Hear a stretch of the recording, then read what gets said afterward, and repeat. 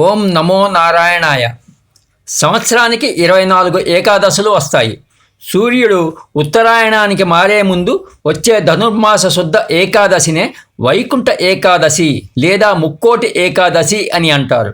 ఈ రోజున వైకుంఠ వాకిళ్లు తెరుచుకొని ఉంటాయని వైష్ణవ దేవాలయాల్లో గల ఉత్తర ద్వారం ద్వారా భక్తులకు దైవ దర్శనం కల్పిస్తారు. ఈరోజు మహావిష్ణువు గరుడ వాహనం మీద 3 కోట్ల మంది దేవతలతో కలిసి భూలోకానికి వస్తాడని ఈ రోజును ముక్కోటి ఏకాదశి అని పిలుస్తారు. ముక్కోటి ఏకాదశి నాడే హలాహలం, అమృతం రెండూ ఉద్భవించాయి. ఈ రోజునే మహాశివుడు హలాహలం మింగాడని పురాణాలు చెబుతున్నాయి.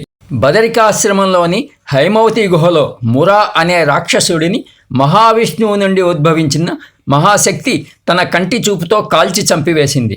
అప్పుడు మహావిష్ణువు సంతసించి ఆ శక్తికి ఏకాదశి అని పేరు పెట్టి ఆ రోజున ఉపవాసం దీక్ష చేసిన వారి పాపాలను హరింపజేసి వారికి వైకుంఠ ప్రాప్తి కలిగేలా వరమిస్తాడు. ఆ మురా అనే రాక్షసుడు బియ్యంలో దాక్కుంటాడు కనుక ఏకాదశి రోజున బియ్యంతో చేసిన ఏ పదార్థం తినకుండా ఉపవాసం ఉంటే మిగతా 23 ఏకాదశులు ఉపవాసం ఉన్నట్టే అని విష్ణు పురాణం చెబుతోంది.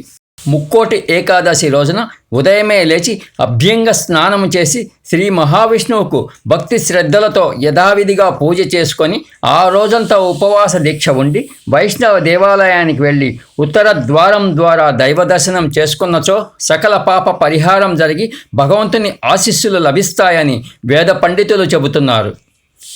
ఓం నమో నారాయణాయ. నమో నమః.